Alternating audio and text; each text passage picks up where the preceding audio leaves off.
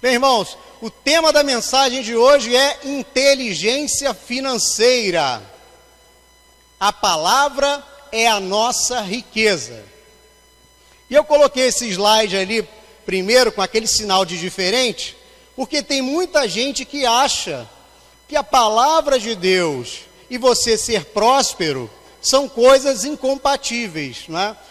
Que a palavra de Deus e riqueza são coisas incompatíveis. Mas, na verdade, nós vamos ver hoje nessa mensagem que a palavra de Deus, ela é igual à prosperidade na nossa vida. É que muito tempo se pregou um evangelho aqui no Brasil de miséria, né? Um evangelho de pobreza. Há muitos anos vem sendo pregado isso. Mas hoje nós sabemos que quando nós analisamos a Bíblia, quando nós conhecemos os personagens bíblicos, nós vemos que são pessoas prósperas, pessoas que seguem os preceitos de Jesus, são pessoas que vivem com prosperidade em suas vidas. Segundo aos Coríntios, capítulo 5, versículo 17, diz assim: portanto, se alguém está em Cristo, nova criatura é. As coisas velhas já passaram, e eis que tudo se fez novo. Essa palavra aqui nos diz, meus irmãos, que quando nós estamos em Cristo, nós passamos a ser nova criatura.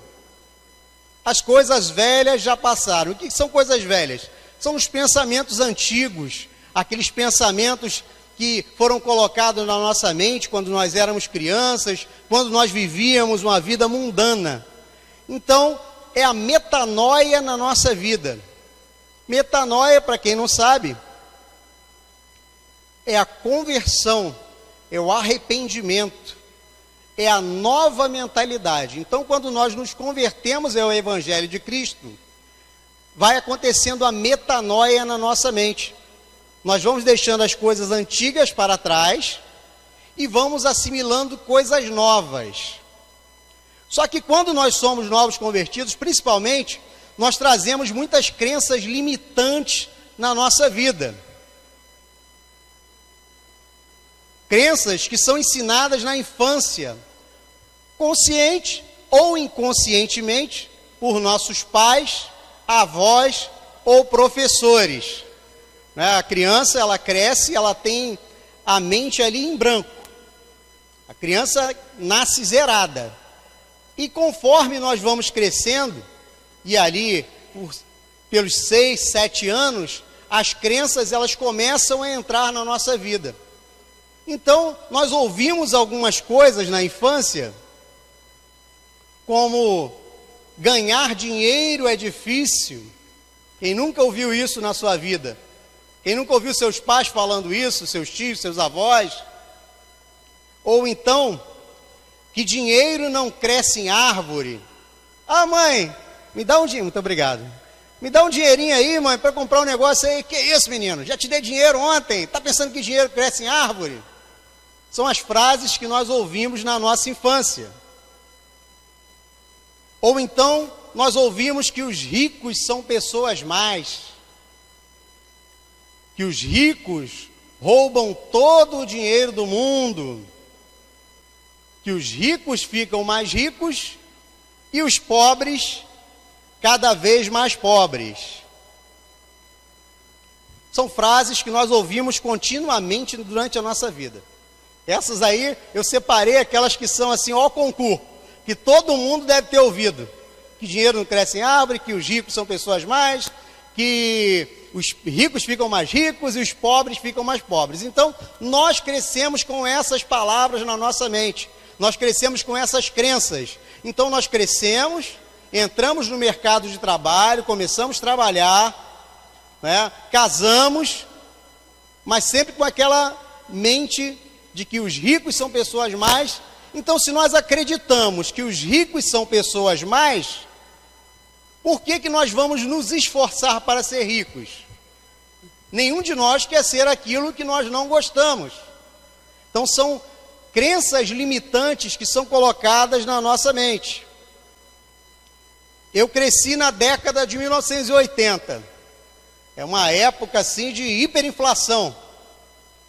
Nós íamos ao mercado pela manhã, por exemplo, para comprar 1 quilo de feijão, açúcar, arroz, e custava 5 mil cruzeiros. 5 mil cruzeiros, pela manhã.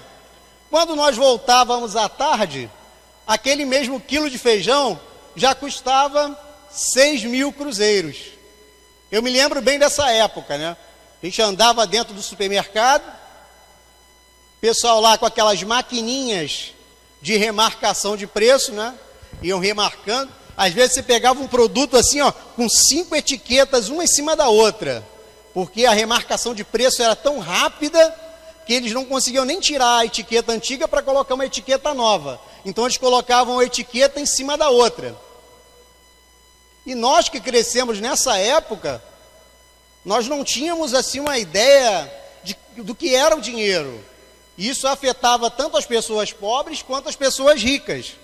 Né? Nós não tínhamos o valor exato do dinheiro. Eu lembro que eu comecei a trabalhar com 14 anos e a carteira ela tinha várias atualizações porque o salário ia aumentando e aumentando e aumentando. Então, todo mês eles tinham que atualizar a carteira. Todo mês tinha que atualizar a carteira. E aquele dinheiro que nós ganhávamos não dava para a gente comprar o que comprava no mês passado. Foi a época da hiperinflação, né? Durante o plano cruzado. Então nós crescemos com uma mente programada para a falta, para a escassez. E dentro dessa programação mental que nós obtivemos quando nós éramos crianças, eu quero contar aqui uma programação mental que acontecia lá em casa. Eu acho que eu já falei isso aqui em uma mensagem, mas vou contar de novo. Quando eu era criança, a minha mãe não gostava que se molhasse o banheiro. Então o que ela fazia?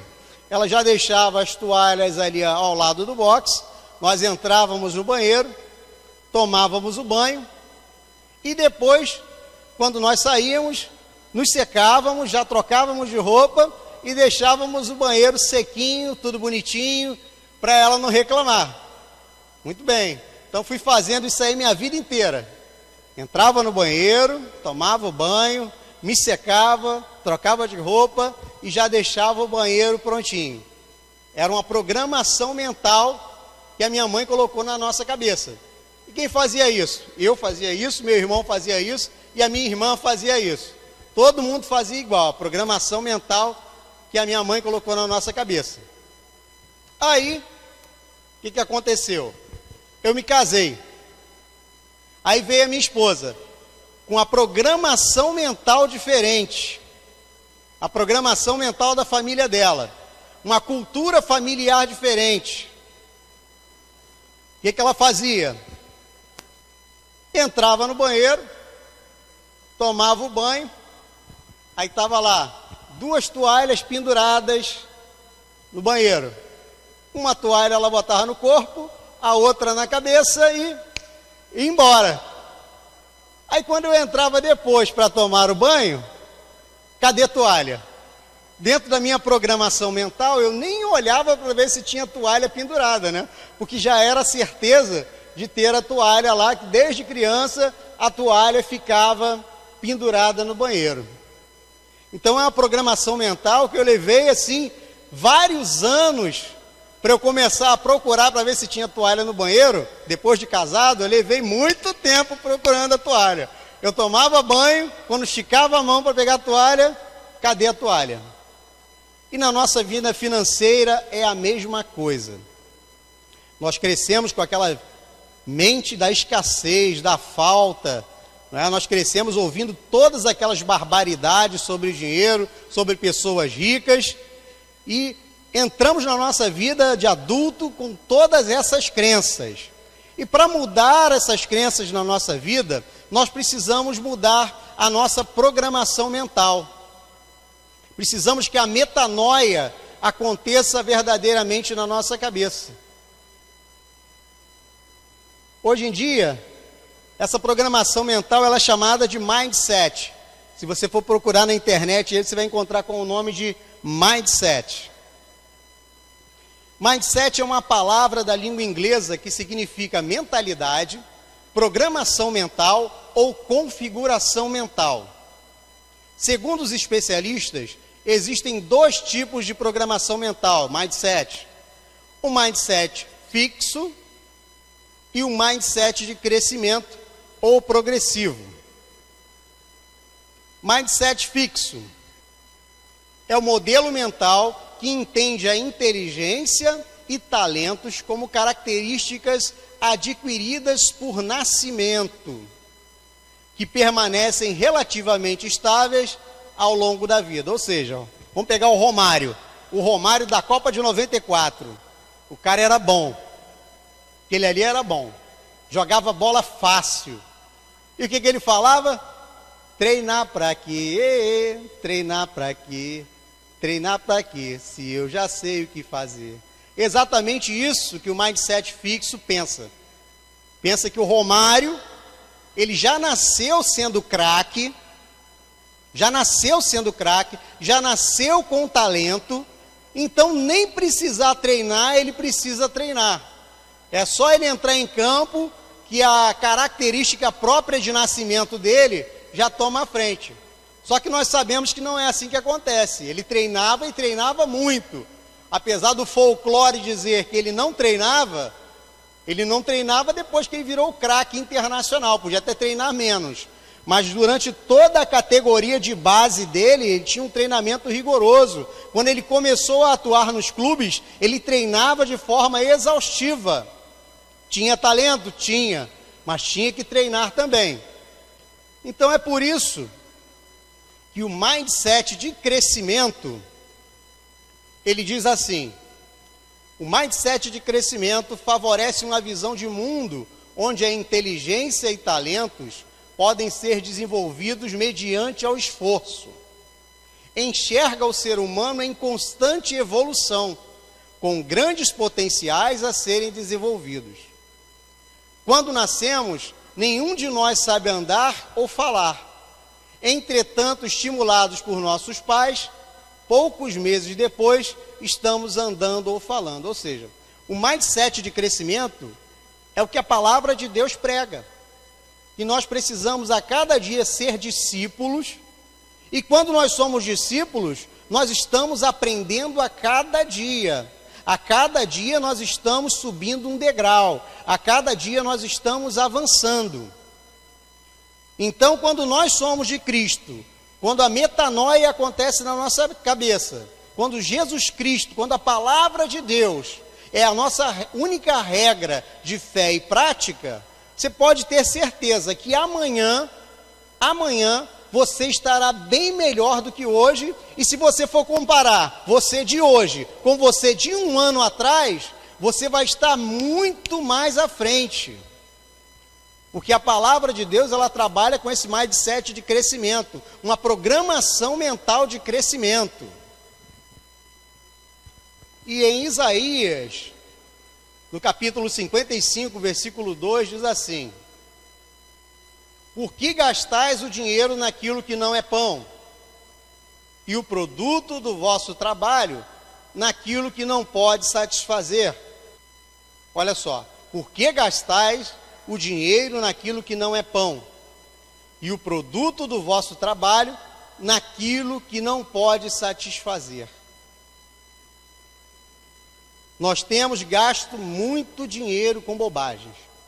Hoje em dia, então, é um negócio assim impressionante, com a facilidade da internet, com a facilidade dos celulares, Nós estamos na nossa casa, sentados no sofá, às vezes deitados na cama, com o smartphone na mão, e começamos a folhear a internet. Daqui a pouco aparece lá um anúncio, uma propaganda, e a facilidade é tão grande, que nós clicamos lá e adquirimos um produto. A mídia diz o seguinte, que nós temos que ter o carro mais bonito, carro mais novo. que nós temos que ter o celular mais moderno. Não serve Samsung, não. Tem que ser o iPhone. A garotada começa a perturbar os pais. Eu conheço vários alunos lá do colégio, né? É um colégio público, de pessoas mais carentes, mas vários alunos que têm iPhone. Então, os pais dão iPhone para aqueles jovens. E a mídia diz também que nós precisamos andar com a roupa mais bonita, a roupa de marca. E por que nós fazemos isso? Por que nós compramos o carro mais moderno, compramos o celular mais moderno e andamos com a roupa mais bonita? Porque nós somos doutrinados pela mídia. Então eles nos dizem que nós temos que comprar aquilo que nós não precisamos, com o dinheiro que nós não temos, para agradar as pessoas que nós não gostamos. Às vezes o sujeito vai lá, compra um carro novo, só porque o vizinho está com um carrão. O vizinho comprou um carrão, não gosta do vizinho, mas para esfregar o carrão na cara do vizinho, vai lá e compra um carro novo. Aí o filho vai para a escola, o colega comprou o iPhone, o pai, para o filho não ficar para trás, vai lá e compra o iPhone também. A maioria das pessoas da classe C e D, e a classe média em geral, crê nisso como se fosse uma verdade incontestável. A maioria das pessoas da classe C e D crê nisso como se fosse uma verdade incontestável. E quando nós falamos o contrário, eu sei porque eu já tive vários alunos, e quando a gente começa a falar das crenças e dos hábitos que nós temos, as pessoas logo dão aquela travada. Porque nós fomos ensinados dessa forma. Tem que ter o carro novo, tem que ter o celular mais moderno, tem que ter a roupa mais bonita. Mas quando nós passamos a ser de Cristo, aí o negócio começa a mudar. É o primeiro baque que nós sentimos. É parar com aquela história de querer aparecer, parar com aquela história de querer ser mais. Eu lembro da minha conversão, quando meus hábitos começaram a mudar, várias pessoas se afastaram porque eu comecei a ficar diferente. Eu comecei a parar com as disputas, comecei a parar com aquelas picuinhas. Então várias pessoas se afastaram de mim porque eu me tornei uma pessoa diferente, a minha cabeça começou a mudar. Esse próximo slide aqui traz um sujeito chamado Warren Buffett. Se você não conhece esse aqui, ele é um dos maiores investidores do mundo.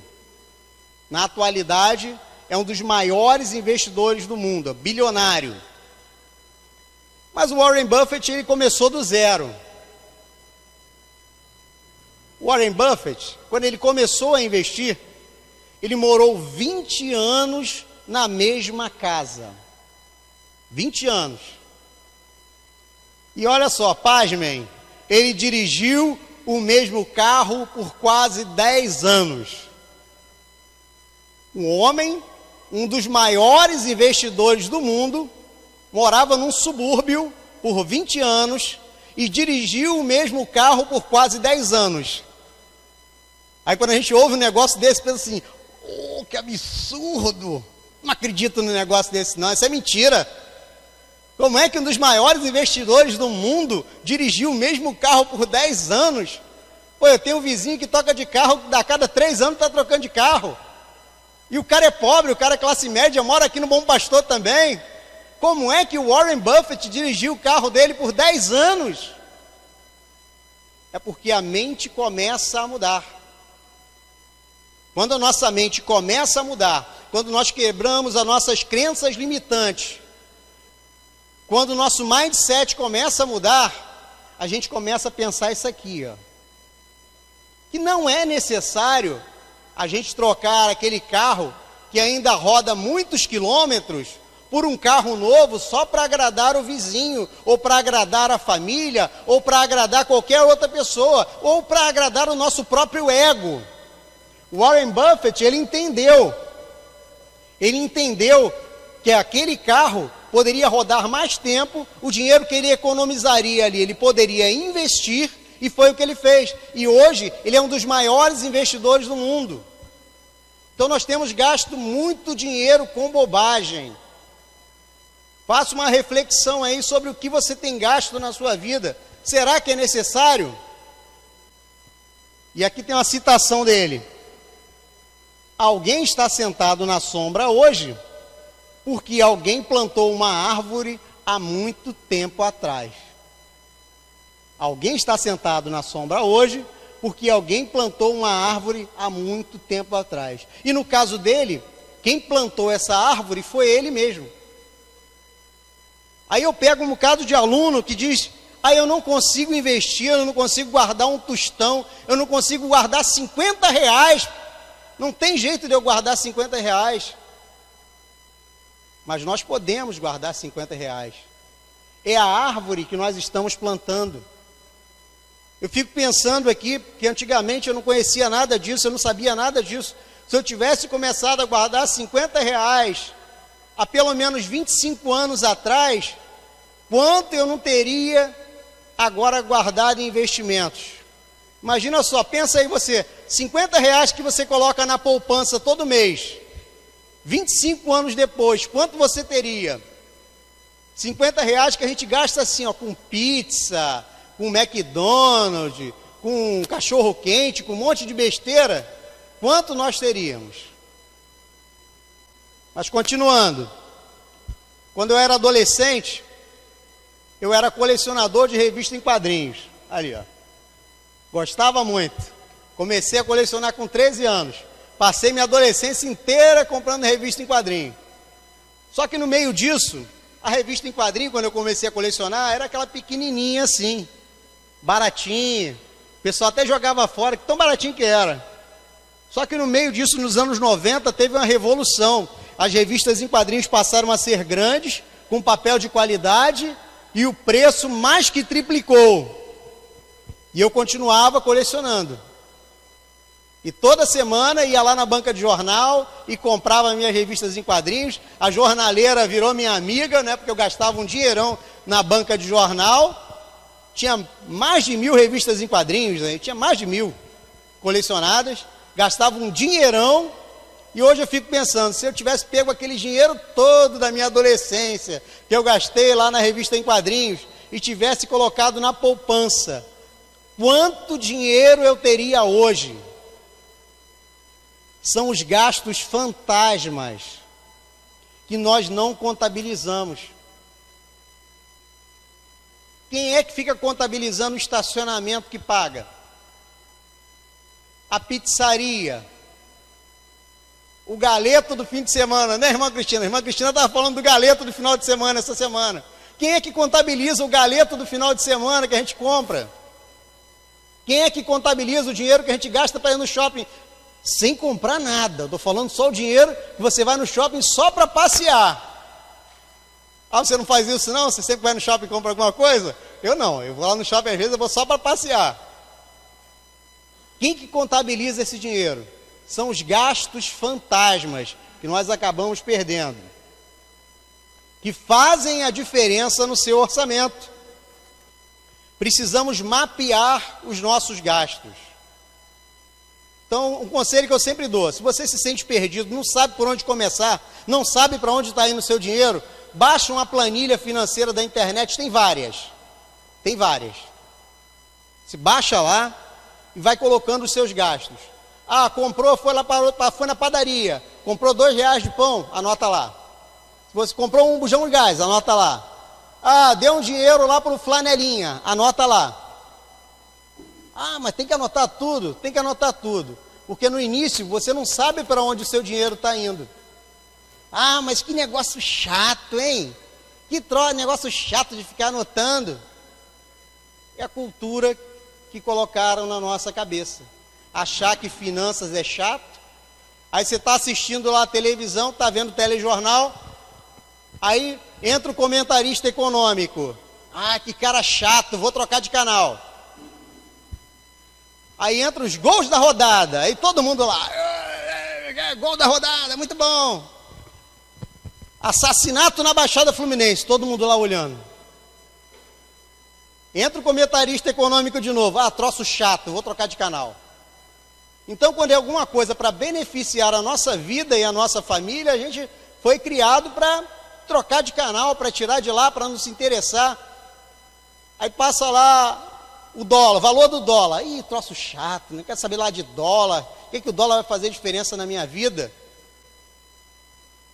Mas se nós não contabilizarmos, não conhecermos as nossas finanças, nós precisamos conhecer o nosso poder para investir, o nosso poder para realizar. E aqui eu trouxe uma planilha aqui, um slidezinho, falando aqui o seguinte, ali ó, com dinheiro de 5 blusas, 2 pares de sapato, 2 brinquedos e 10 lanches que você compra lá na lanchonete, você pode juntar isso tudo aí e fazer uma viagem com a sua família. Vai para uma pousada que é mais barato, vai de ônibus, não precisa ir de carro próprio, você vai economizar mais, passa um final de semana abençoado com a sua família, com aquele monte de coisa ali que você teria comprado, que você nem ia lembrar que comprou. Eu, por exemplo, minha esposa fala, você não lembra a camisa que você usou? Eu falei, não lembro não. Domingo eu não faço ideia que camisa que eu usei.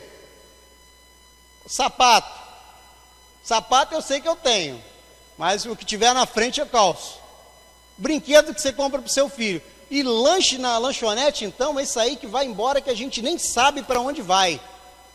Então, se você juntar, se você economizar um dinheirinho, você pode passar um final de semana feliz na pousada, num lugar bonito, você vai tirar um monte de foto, vai postar no seu Facebook e nunca mais você vai esquecer daquele final de semana agradável que você passou com a sua família.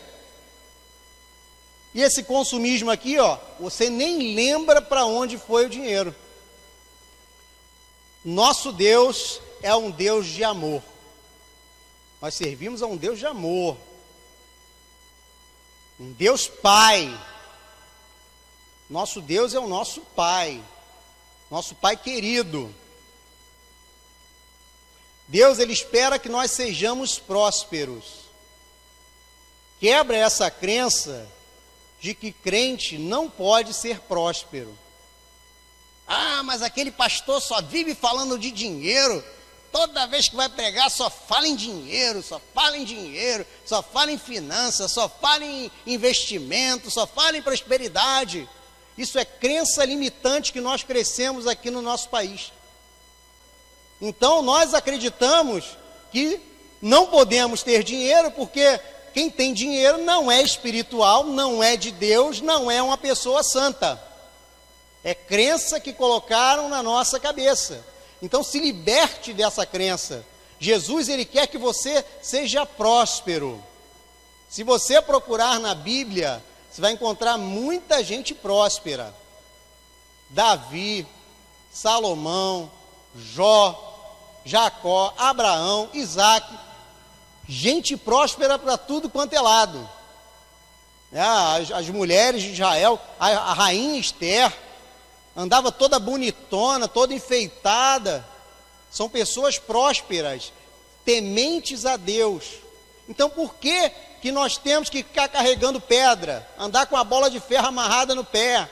Não, o nosso Deus diz que nós somos prósperos. Olha o que diz em Lucas 14, 28. Lucas 14, 28. Aí, ó, Novo Testamento. Tem muita gente que fala, mas esse negócio de prosperidade aí, isso aí era só no Antigo Testamento. Isso aí era só na lei. Olha o que diz em Lucas, capítulo 14, versículo 28. Qual de vocês, se quiser construir uma torre, primeiro não se assenta e calcula o preço, para ver se tem dinheiro suficiente para completá-la?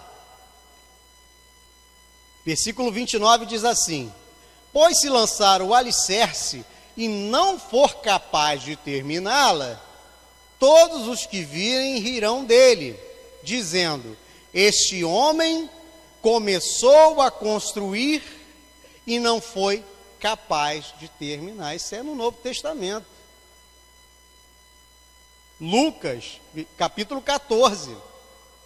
Então você tem que se assentar e você tem que fazer o cálculo, você tem que saber qual é o preço, para ver se você tem dinheiro suficiente para realizar aquela compra. Aí imagina comigo aqui, planejamento de gastos. O sujeito assiste uma propaganda na televisão sobre o lançamento de um carro. Aí fica entusiasmado. Aí ele vai na concessionária, olha o carro, gostou do carro, ele volta para casa, faz os cálculos todinhos, pega a calculadora dele, calcula direitinho, e ele chega à conclusão de que a parcela cabe no seu orçamento. Então ele fica todo feliz, vai na concessionária e compra o carro, porque a parcela coube no orçamento dele, coube dentro do salário. Só que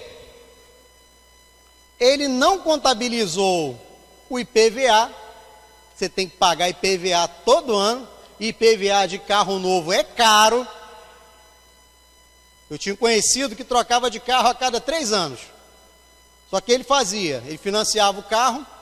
Aí no primeiro ano estava tudo bonitinho, né? Documento em dia, tal, para sair da concessionária, tudo certinho. No segundo ano ele não pagava o IPVA, nem fazia manutenção. Aí no terceiro ano não pagava o IPVA de novo e não fazia manutenção. Aí quando era lá no quarto ano ele ia lá, trocava, pegava outro carro novo. Aí fazia a mesma coisa, rodava um ano tranquilo. Depois no segundo ano não pagava o IPVA, não fazia manutenção. E assim ia. E quem via, eu sabia disso porque era meu amigo, era meu conhecido. E quem via achava que o cara estava nadando em dinheiro, porque a cada 3 anos ele trocava de carro. Mas não sabia como era a situação dele. Quando vinha uma blitz, tinha que sair pela tangente, entrar numa ruazinha, e é um negócio complicado aqui na Baixada Fluminense, você entrar numa ruazinha diferente, né? Então, corria até risco de vida. Então, o sujeito não contabiliza o IPVA, não contabiliza o seguro, também, que é um dinheiro alto que as pessoas têm que pagar. Ele não contabiliza a manutenção, a limpeza, o combustível e nem contabiliza o estacionamento. Ou seja, não contabilizou todos os custos agregados na aquisição de um carro novo. Ele só pensou nas parcelas. E essa observação ainda fica mais complicada quando a gente fala da compra de um imóvel. É um negócio complicado aqui no Brasil, né? Tem aquela frase aqui no Brasil: quem casa, quer casa. Aí o casal faz aquela festa de casamento, gastam dinheirão na festa de casamento, é outra coisa também desnecessária. Aí você já pensa assim: que isso, pastor Robson? A festa de casamento, que isso? Festa de casamento é sagrada. Outra crença que colocaram na sua cabeça. Né? Quando eu comecei a fazer os cursos de finanças, de vez em quando eu tomava uma na cara assim: pá, não é assim não? Não, não é assim não. Ué, mas eu pensava que era assim. Não, mas não é assim que funciona. Então o casal já está enrolado com uma festa de casamento. Tá, a família ajudou, padrinho ajudou, todo mundo ajudou. Mas eu conheço casal que o casamento durou 1 ano e meio e as dívidas duraram mais de 3 anos, só da festa de casamento, do enxoval e das outras coisas que foram compradas. Aí o casal já está enrolado. Aí a família fala assim: fulano, você comprou casa? Não, compramos casa não, vamos morar de aluguel. De aluguel? Vocês vai casar com a filha de fulano, que sempre morou em casa própria, e vai levar a menina para morar de aluguel? Que absurdo! Aí o noivo fica lá constrangido, conversa com a noiva, eles vão lá, financiam um apartamento em 30 anos, Aí está lá o jovem casal começando a sua vida agora, enrolado com as dívidas do casamento e mais enrolado ainda com as dívidas de um financiamento de 30 anos. Vocês imaginem só, um jovem casal começando a vida agora, às vezes nem tem a profissão definida ainda estão fazendo faculdade, ficar amarrado a um apartamento num lugar, às vezes longe da família, né? Porque as novas construções agora têm sido longe, aí vai para lá longe da família, longe dos pais, longe dos sogros. Aí o que acontece? Além da dívida do casamento, além da dívida do financiamento do apartamento, às vezes ainda vai entrar no financiamento de um carro, porque está morando tão longe que sem carro não dá. Então nós precisamos pensar, como diz o texto lá, nós precisamos sentar e calcular para ver se nós temos o dinheiro. Então pense muito bem. Mas continua, Provérbios 21:20 diz assim: na casa do sábio há comida e azeite armazenados, mas o tolo devora tudo o que pode. Na casa do sábio há comida e azeite armazenados, mas o tolo devora tudo o que pode. Eu já fiz isso aqui pra caramba. Eu já fiz muito isso aqui. Era o meu salário. Eu não guardava R$1, eu não conseguia guardar R$1. Eu gastava o meu salário todo. Então ali, eu era o tolo que devorava tudo que eu podia. E às vezes acontece isso na nossa vida, na vida do nosso cônjuge, na vida da nossa família toda, na vida de um monte de gente que nós conhecemos. Aí o que a gente pensa? Isso é normal. Isso é normal. Todos os meus colegas de trabalho fazem isso também, gastam o dinheiro todo, não chega nem ao final do mês, já estão durinho que nem coco. Porque são crenças que colocaram na nossa cabeça. Que a gente meter a mão no dinheiro, gastar, comprar tudo, torrar o dinheiro todo, sem guardar R$1, é uma coisa normal. Mas aqui, é a Bíblia que está falando, é Provérbios 21:20, que diz assim: na casa do sábio há comida e azeite armazenados, mas o tolo devora tudo o que pode. E olha só o que diz aqui em 1 Timóteo 5:8, isso aqui, Novo Testamento de novo, para não ter aquela história que isso é só no Antigo. 1 Timóteo capítulo 5, versículo 8 diz assim: se alguém não fizer provisões para os seus, e especialmente para os membros da sua família, tem repudiado a fé. Olha como é que o negócio é pesado. Olha como é que o negócio é pesado. No Novo Testamento está dizendo isso aqui: se alguém não fizer provisões para os seus, e especialmente para os membros da sua família, tem repudiado a fé. Então, quando nos ensinam que a gente tem que gastar o nosso dinheiro todo, que nós temos que gastar o nosso dinheiro, nem chegar no final do mês e não guardar nem R$1, estão nos ensinando a repudiar a fé. Porque o nosso Deus, Ele é Deus de provisão. Nós entregamos o nosso dízimo da provisão que Deus nos dá. Nós ofertamos na casa do Senhor da provisão que Deus nos dá. Então, quando nós não temos provisões, quando nós não guardamos nada para os membros da nossa família, a palavra ela é pesada para cada um de nós. Nós temos repudiado a nossa fé.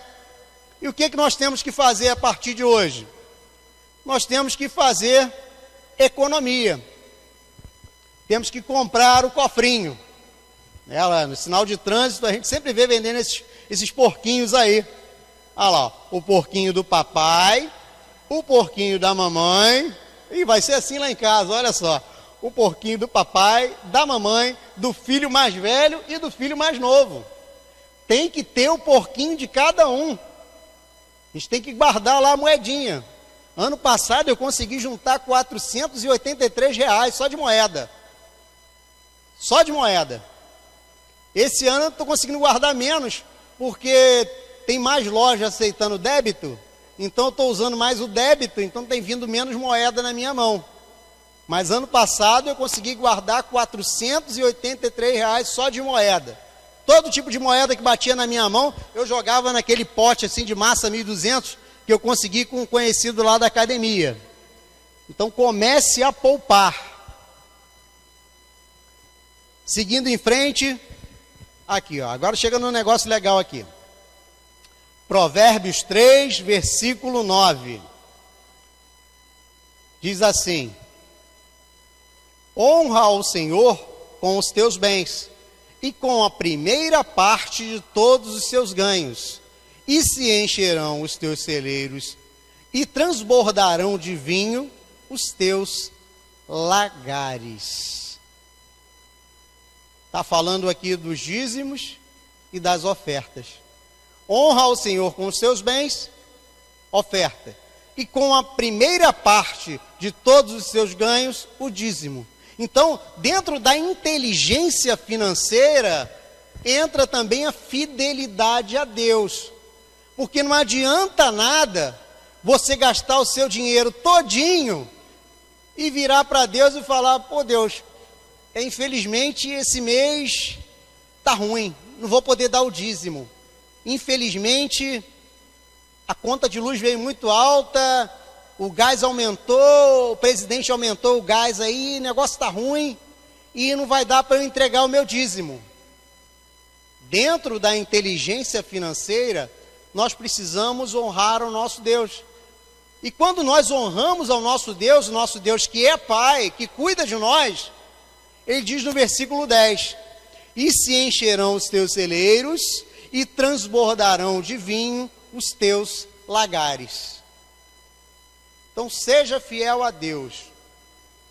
Dentro da sua economia, separe o seu dízimo. Separe o seu dízimo. Seja fiel ao nosso Pai, porque Ele vem te abençoar. Olha só o que diz aqui, ó, no próximo slide. O dízimo de Abraão, ele vem 430 anos antes da lei. Ali, ó. Abraão deu o dízimo a Melquisedeque e deu-lhe o dízimo de tudo. Aqui vê-se a primeira referência bíblica acerca do dízimo, séculos antes da lei, que inclui o dízimo como um preceito obrigatório para Israel. Abraão entendeu que, tendo sido abençoado pelo sacerdote do Deus Altíssimo, deveria ser grato a Deus pela bênção da vitória. O dízimo é mais uma gratidão do que uma obrigação. Então, quando nós somos gratos ao nosso Deus, nós precisamos ser gratos por tudo. Mas quando nós somos gratos a Deus financeiramente também, Deus, Ele vem nos abençoar, porque nosso Deus, Ele é maravilhoso, Ele é tremendo. Então Ele conhece as nossas limitações, mas seja fiel a Ele, que Ele não te desamparará. Vamos continuar, que a hora está passando. Provérbios 18:15 diz assim: o coração do entendido adquire o conhecimento, e o ouvido dos sábios busca a sabedoria. O coração do entendido adquire o conhecimento, e o ouvido dos sábios busca a sabedoria. Aquele que é sábio, ele busca conhecimento e sabedoria. Então eu trouxe um conhecimento aqui para a gente, nesse slide aqui, muito interessante. Esse slide aqui, ele é a divisão perfeita da nossa renda. Assim, para início, né? Para quem está iniciando a fazer a sua organização financeira. Ele diz o seguinte, que nós temos que pegar o nosso salário e 60% do nosso salário nós temos que separar para pagar as nossas contas. 10% nós temos que separar para investir. Então, 10% do seu salário se separa para investir. 5%, é uma coisa interessante isso, 5% para você se pagar. Separa 5% do seu salário e coloca dentro da sua carteira, esse aqui é meu, é para eu me pagar. Outros 5% é para você abundar. E o que é para você abundar? Aí sim, é para você ir na pizzaria, para você comprar o seu gibi, para comprar o seu jornal, para você gastar com bobeira, 5% do seu salário. 10% é para você doar. E aqui entra o nosso dízimo. Nós, como somos cristãos, nós doamos o nosso dízimo para a igreja no valor de 10%. E outros 10% também é uma coisa muito interessante. É para você poupar para os seus sonhos. Então guarde aqueles 10% ali para você ir naquela pousada que nós falamos no slide anterior. Guarde 10% do seu salário, você vai juntando durante o ano, que vai chegar um determinado momento que você vai poder fazer um passeio muito legal com a sua família. Então essa é a divisão perfeita para quem está iniciando a sua organização financeira. Alguns dizem que quando você já está mais avançado, cai para 50% para você pagar suas contas e aumenta ali para 20% para você investir. Eu ainda não consegui chegar lá, eu ainda estou nos 10%. Mas um dia ainda vou chegar nos 20% para investir. Em Deuteronômio 6,6 diz assim: que todas essas palavras que hoje lhe ordenam estejam em seu coração. Ensine-as com persistência a seus filhos. Converse sobre elas quando estiver sentado em casa, quando estiver andando pelo caminho, quando se deitar e quando se levantar. Ensine a seus filhos a separar o dízimo. Isso é importante. Ah, pastor, criança tem que dizimar? Sim. Lembra da crença limitante que colocaram lá na sua cabeça, dizendo que você não tem dinheiro, que criança não tem dinheiro. Como é que criança vai dizimar se criança não tem dinheiro? Se você diz isso para o seu filho, você está colocando uma crença limitante na cabeça dele. Ensine para o seu filho que todo o dinheiro que cair na mão dele, ele tem que separar o dízimo. Porque isso aí vai fazer uma criança ser próspera, ela tem uma visão próspera, ela vai acreditar, ela vai crer, e Deus vai abençoar, porque ela está sendo fiel a Deus. Vai quebrar a crença limitante de que criança não tem dinheiro. Claro que criança tem dinheiro. Tem gente que dá mesada para criança. Ah, mas pastor, eu não dou mesada para meu filho não, só se for mesada na cabeça, né? Mas vai dizer que você não dá 10 reais para o seu filho? Vai dizer que você não dá 15 reais, não dá 20 reais, não dá 5 reais? Vai dizer que você não compra lá um videogame? Então, criança também tem dinheiro. Bote isso na cabeça do seu filho. Criança também tem que separar o seu dízimo. E mais ainda, criança precisa separar 10% da mesada e de toda a renda extra que bater na mão dela para colocar naquele cofrinho. Lembra do cofrinho do papai, da mamãe, do filho mais velho e do filho mais novo? A criança tem que botar o dinheirinho lá também, porque ela vai criar o hábito de juntar dinheiro. Aí quando ela chegar lá na frente, lá na adolescência, que ela começar a trabalhar como menor aprendiz, depois quando ela começar numa profissão, já vai ter o hábito de guardar o dinheiro. Aí quando tiver a minha idade, vai ter um dinheirão guardado lá, esperando por ela. Ah, se eu soubesse disso, quando eu tinha lá meus 14 anos, quando eu comecei a trabalhar. E de lá para cá, nunca fiquei sem trabalhar, dos 14 anos até agora. Se eu viesse esses anos todos guardando um dinheirinho, quanto dinheiro eu não ia ter guardado? Só que o que colocaram na minha cabeça, infelizmente, foram crenças limitantes. Dizendo que o dinheiro não ia sobrar, que não dava para guardar dinheiro, que o dinheiro não chega nem no final do mês. Quantas vezes nós ouvimos as pessoas falando isso? Chega no dia 15 e já não tem mais dinheiro. Aí a gente repete aquele hábito, achando que é uma coisa saudável e normal, quando na verdade não é. E para nós encerrarmos, aqui em Provérbios 22, 6, eu não estou quase enxergando aqui, deixa eu ver se ele enxerga melhor. Provérbios 22, 6. Educa a criança no caminho em que deve andar, e até quando envelhecer, não se desviará dele. É Deus que está falando. É o que eu acabei de falar. Ensina seu filho a separar o dízimo. Ensina seu filho a separar os 10% para o investimento. Porque até quando envelhecer, não se desviará dele. A criança aprende, ela torna um hábito. Criança é uma esponja. Tudo que você ensina para ela, ela aprende. Se você ensinar coisa boa, vai aprender coisa boa. Se você ensinar coisa ruim, vai aprender coisa ruim. Aí vamos encerrar aqui com uma fala do Warren Buffett. Ele diz assim: quero dar a meus filhos bastante dinheiro para que possam fazer o que quiserem. Quero dar a meus filhos bastante dinheiro para que possam fazer o que quiserem. Mas não o dinheiro bastante para que não façam nada. É interessante essa reflexão, né? Não fazer nada. É o pensamento do escravo, né? Normalmente aquele que tem vocação para escravo, ele é assim, trabalha só por obrigação. Aí fala assim, se eu ganhasse na Mega Sena, eu não passaria nem na porta daquela empresa. Se eu ganhasse na Mega Sena, nunca mais eu apareceria lá. Quanta gente você já ouviu falando isso? Colega de trabalho seu, familiar.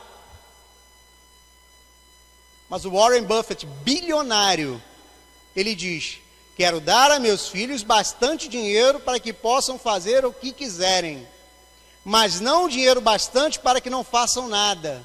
Então é outra coisa que nós temos que educar os nossos filhos, a ter uma atividade por prazer. Por prazer. Eu, infelizmente, só pude escolher minha profissão depois de adulto e muito mais velho.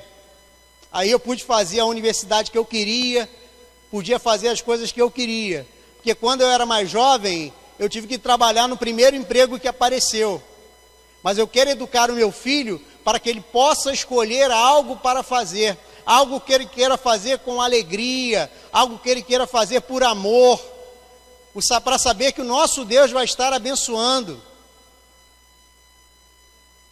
Sabe, irmãos, Deus, Ele nos ensina a maneira certa de viver. E se nós ouvimos os ensinamentos deles, se nós aprendemos com o nosso Deus e colocamos em prática, a nossa vida financeira muda, a nossa vida familiar muda. Tem muito casamento acabando por problema financeiro. Eu tive problema pra caramba, eu era todo enrolado. A minha mulher, eu sempre falo isso, ela é muito mais econômica do que eu, então eu era um enrolado. Eu devia muito em cartão de crédito. Foi uma das coisas que me fez aprender finanças. Então eu coloquei a minha vida em dia e as coisas foram melhorando. Porque eu ouvi o que Deus tem para a nossa vida. Amém? Então curva a sua cabeça mais uma vez, vamos orar, vamos agradecer ao nosso Deus.